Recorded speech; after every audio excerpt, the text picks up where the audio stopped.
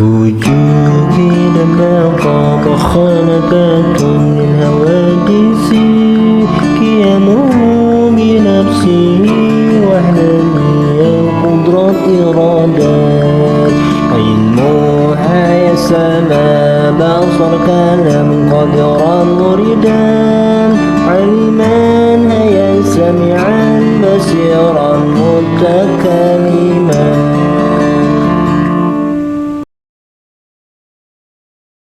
Assalamualaikum warahmatullahi wabarakatuh.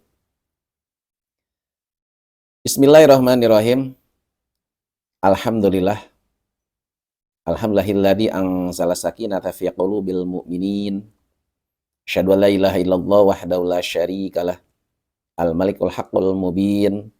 Wa asyhadu anna Muhammadan abduhu wa rasuluhu shadiqul wa'dil amin. Allahumma shalli wa sallim ala sayyidina Muhammadin wa ala alihi wa ashabi wa man tabi'ahum bi ihsanin ila yaumiddin, amma ba'du. Faqad qala Allah Ta'ala fil Qur'anil Karim wa huwa asdaqul qailin. A'udzu billahi minasyaitonir rajim. Wa dzakir fa inna dzikra tanfa'ul mu'minin. Wa qala Nabi sallallahu alaihi wasallam wa man salaka tariqan yaltamisu fihi ilman sahalallahu bihi tariqan ilal jannah. Wa qala rabbi israh li sadri wa yassir li amri wahlul 'uqdatam min lisani yafqahu qawli. Para pemirsa yang dirahmati Allah, marilah kita senantiasa memanjatkan puji syukur kehadirat ilahi Rabbi Rabbul Izzati Allah Azza wa Jalla yang telah melimpahkan kepada kita rahmat, taufik dan karunia-Nya. Semoga kita senantiasa ada dalam ridho dan keberkahannya.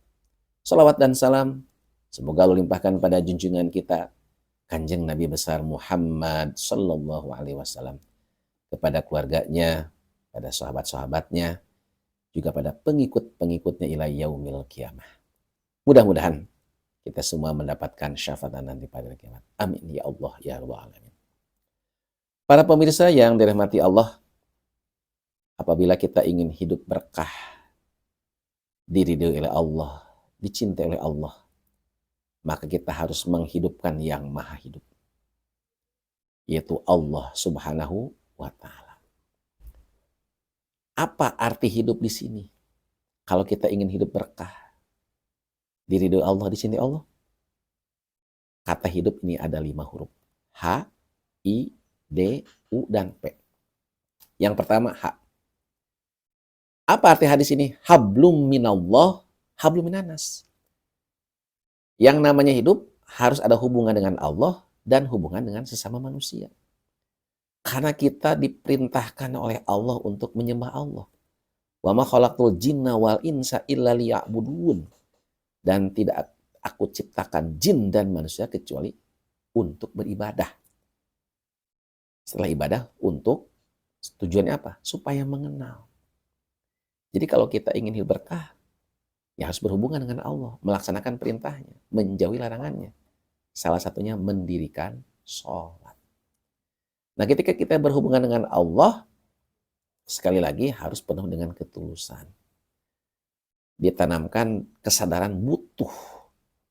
Butuh apa? Butuh ridho Allah. Oleh karenanya yang pertama harus ada hablum minallah. Hubungan dengan Allah, salah satunya mendirikan sholat. Kenapa? Karena sholat yang akan pertama kali nanti dihisab. Juga yang namanya hidup tidak akan lepas dari hablum minanas, hubungan manusia dengan manusia. Manusia nggak bisa hidup sendiri. Oleh karenanya kita diperintahkan apa? Kalau ada yang sakit, kita nengok. Ada yang meninggal, kita takziah, kita ngelayat. Kalau kita diundang acara syukuran, selama tidak ada halangan, kita datang. Kalau ada tetangga saudara yang minta tolong, kita tolongin. Kalau ada yang minta bantuan, kita bantuin semampunya. Sebab ketika kita menolong sesama manusia, pada hakikatnya kita sudah menolong diri sendiri. Bukan untuk orang lain. Nah, tentunya membantu menolong orang lain, sekali lagi tetap harus didasari dengan ketulusan. Lakukan, lupakan. Berikutnya para pemirsa yang dirahmati Allah, I di sini apa? Ilmu, iman, dan ikhlas. Yang namanya hablum minallah, hablum minas harus didasari dengan ilmu. iman dan ikhlas. Ibadah tanpa ilmu tidak akan diterima. Oleh karenanya hidup di dunia harus dibarengi dengan menuntut ilmu. Nggak cukup ilmu, juga harus ada iman. Ilmu tanpa iman buta. Iman tanpa ilmu lumpuh. Jadi tetap di samping kita menuntut ilmu, harus didasari dengan keimanan kepada Allah Subhanahu wa Ta'ala. Yang ketiga, yang penting juga apa? Harus ikhlas. Wa ma umiru illa liya'budullaha mukhlishina lahuddin. Ya. Ketika kita mengerjakan apapun harus didasari dengan ikhlas. Semata-mata mengharap ridho Allah.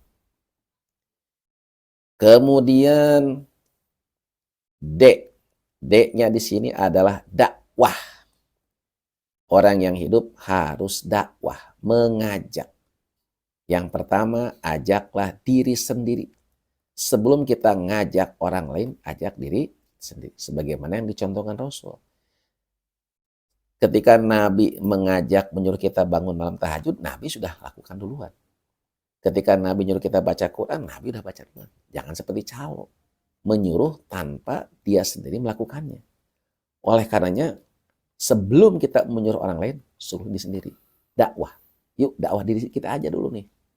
Baru kepada keluarga kita, kepada saudara, baru tetangga. Yang berikutnya orang yang hidup harus ada usaha. Tentunya usaha yang halal. Ya.